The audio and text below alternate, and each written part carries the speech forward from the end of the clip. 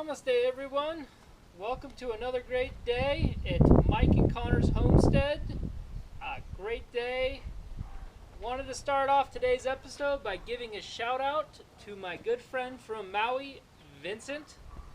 Vincent gave me the recommendation to do a second video describing different types of aquaponics operations.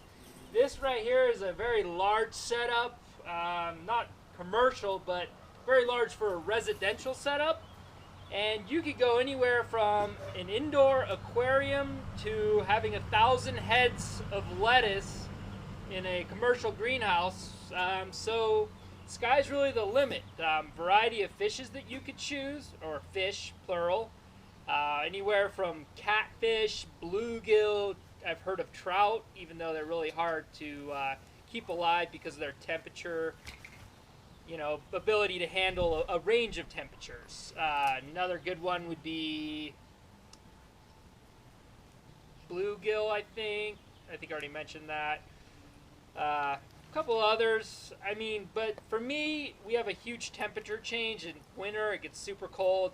It's not cost effective for me to heat this greenhouse, so I went with goldfish because they're hardy as hell and they could live through just about anything. So one of the other types of aquaponics that's really popular is the floating method, where you can buy these 4x8 sheets of kind of like a foam insulation, and you cut circular holes in it, and you get these kind of netted cups, and you put kind of a grow medium, something like a lava rock, or whatever you're using to let the roots grow.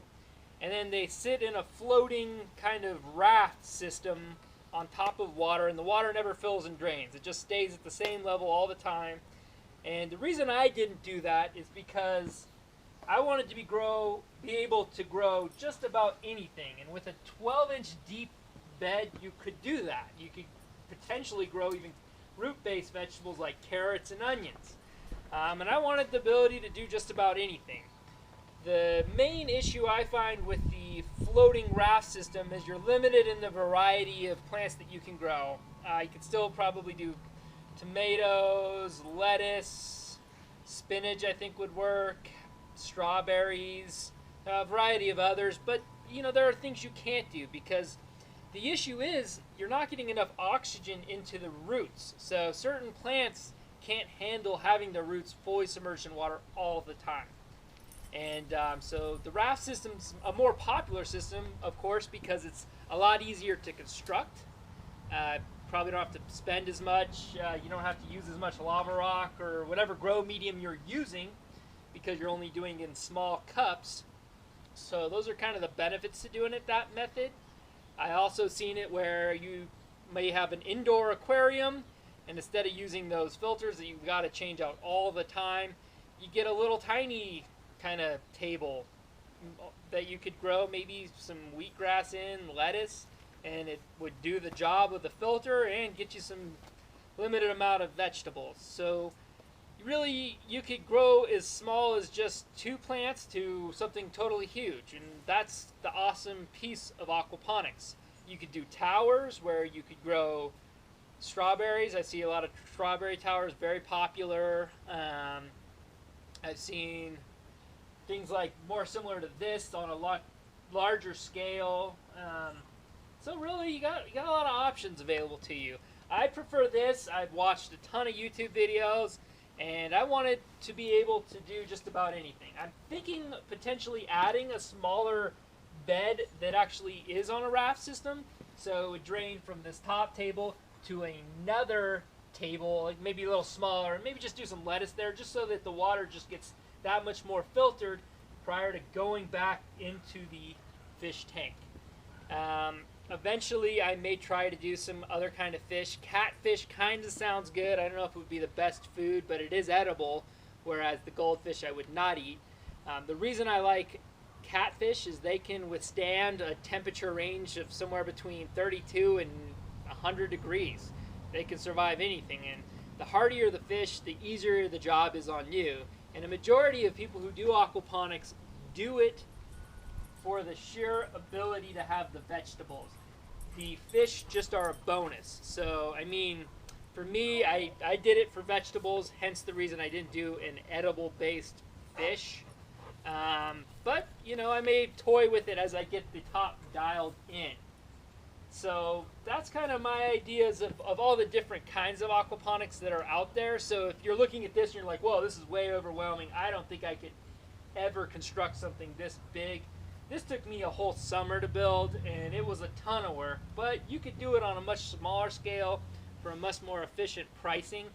My friend Vince from Maui was able to do a system like this in a much smaller scale, and it worked out pretty good. It was really cool. You could use IBC containers, which are those food grade large containers. They're really big, and you cut them in half.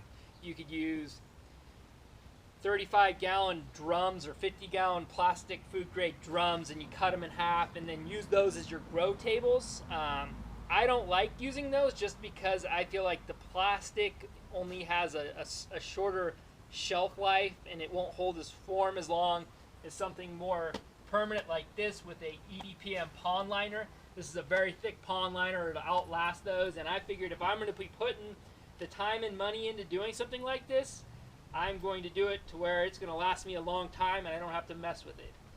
So that's my reasoning of doing it this way as opposed to going that route, because that route would be a lot easier and probably a lot cheaper as well. So that's the reason I kind of went this route.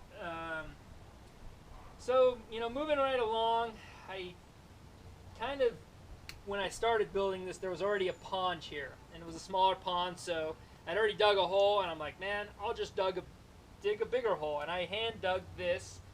I was really afraid that the pond itself wouldn't hold its shape, so I actually made these big posts. They go all the way down to the bottom of the hole, and then there are two 2x12s that are screwed into this, which hold the form of the pond itself, and they go long ways too. So there's 2x12s on both sides, stacked too tall because it's 2 feet deep, and then I've got that EDPM pond liner down here as well.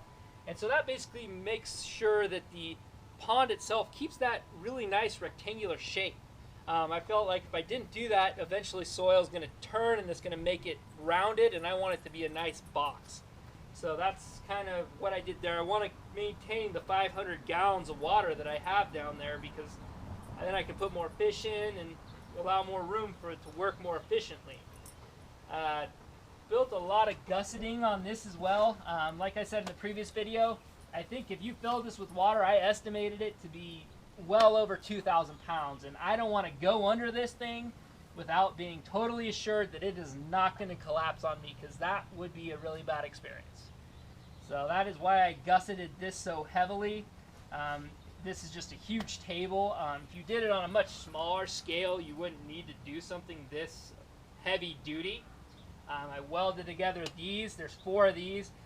There's plywood on the table itself, so I cut pieces of plywood and it was bowing out, and I used this metal piece to actually hold this on, as well as reinforce this so that this doesn't bow out. This plywood doesn't bow out when it's full, because it's kind of scary to see it bow out, and I'm sure that it would eventually have failed. And then this right here, these 4 corners have 2-inch angle iron on them, and this holds the corners in place. It's screwed in on the top on the plywood, and then screwed in at the bottom as well, just to really kind of maintain it and keep it really strong. So probably going to leave it at this for today. I didn't want to go too far over. It takes a lot of time to upload these videos onto YouTube, and I want to keep them short. The next 3 videos to come are going to be on additional construction of this. I want to add some pictures. I wish I could have built this in front of the camera, but it's already here. I did take pictures, however, of every step of the way. I want to somehow integrate that into a video so you guys can see the sheer amount of labor that's involved with something like this. Kind of talk about how I got the lava rock in here, because the greenhouse structure was already up, and it was a real treat to bring all of this in, and we'll discuss how you clean it and all that fun stuff in the next video as well. I also want to talk about how I built the greenhouse. There was some fancy stuff that went into that, intuitive things that we did to make it easier. and I'll discuss that in the next videos to come. If you like us, make sure you hit the thumbs up, subscribe. I really love the fact that everyone keeps watching, and I hope that continues. A little side note, today we normally spend Saturdays doing a lot of labor in the yard, get things going. I'm not at work. And today we tried something new that Connor learned in his Nevada magazine. We're here in Reno, Nevada, and he's been doing a lot of research on what the old Native Americans here in this area grew, and we planted what's called the Three Sisters. We planted corn, peas, and squash all together. Well, not peas, beans. So, but the three of them will grow together. The corn will provide shade for the beans as well as the squash so that they can all kind of grow in together, and everything's supposed to do really well, and it maximizes your space. So we'll bring some updates to you as that progresses. We also tore out all of those dead onions that you saw and replanted those. We're going to water them every day until they really establish, and we'll keep you updated on that as well. So it's been another great day here, and I want to say namaste to all of you, and mahalo for watching. Thank you.